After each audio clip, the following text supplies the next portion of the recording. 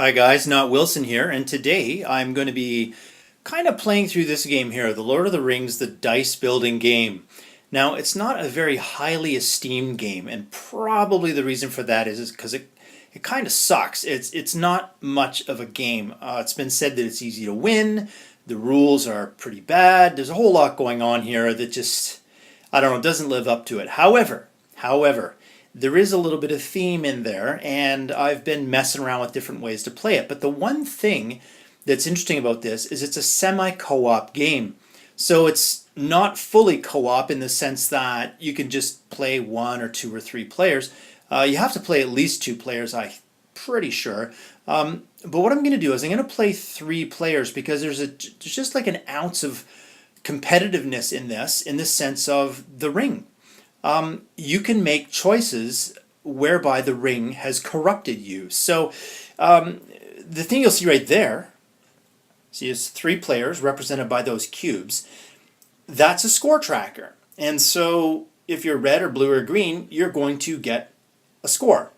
And in the end, even though it's a cooperative game, the person with the highest score is going to win. And when you're playing the game, you kind of mess with the other player by how you decide to prepare for, well, how you prepare your dice. It's like a deck builder. If you just imagine a deck building game, this is the same, but it's a dice building game. I've heard that it's based on Quarriors, but I know nothing about Quarriors. I've never played it, and maybe it's a good game, but I'm not there yet. Anyway, here's the difference. Here's what I plan to do. I plan to use, if you look over here, you see a little ninja. That's a deck sleeve, and you see the blue cards there. So what are those? What are those? Well, over here you can see the three players. Player 1's up here is red, player 2 here is green, and player 3 here is blue. But what's Napoleon doing in Lord of the Rings? And what's Amelia Earhart doing as player green? And what's Albert Einstein, the scholar? Well, you probably haven't quite picked it out, except that I'm going to be posting this in Board Game Geek under the solo system. And that's what you're looking at.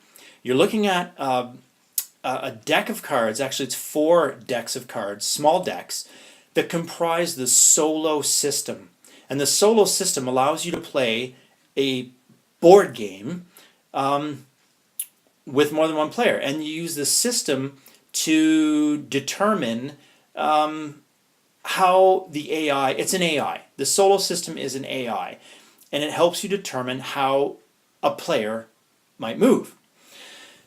So you start with a little bit of a personality, and player 1 right now is going to be scholarly in her choices.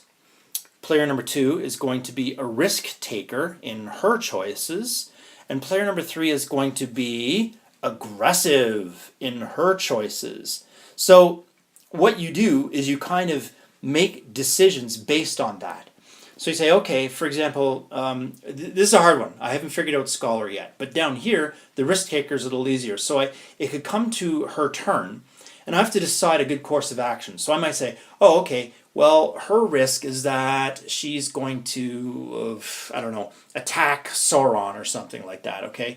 So then you come over here, and is this the right deck? Yeah, this is the right deck. And you draw from it. You'd say, well, what's the probability that she's going to attack Sauron?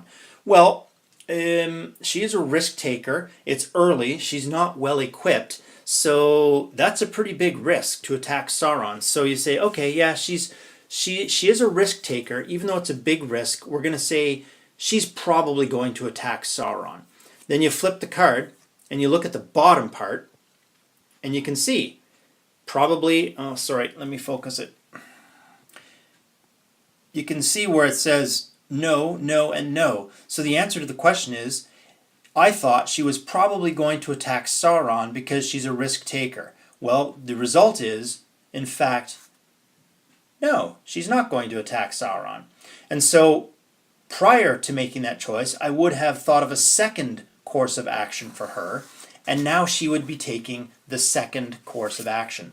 So now I don't need to play all 3 of these guys with the solo system, but I'm probably going to just for fun. And that's going to make it kind of slow. So let's just say I will give you, well, it's going to be, no, I guess it will be another video. I'll do one or two more brief videos just to give you a little sort of playthrough updates on how things are going and yeah, how the solo system is working out in this setting. Okay, so, well, we'll see you when we get to those videos. Bye.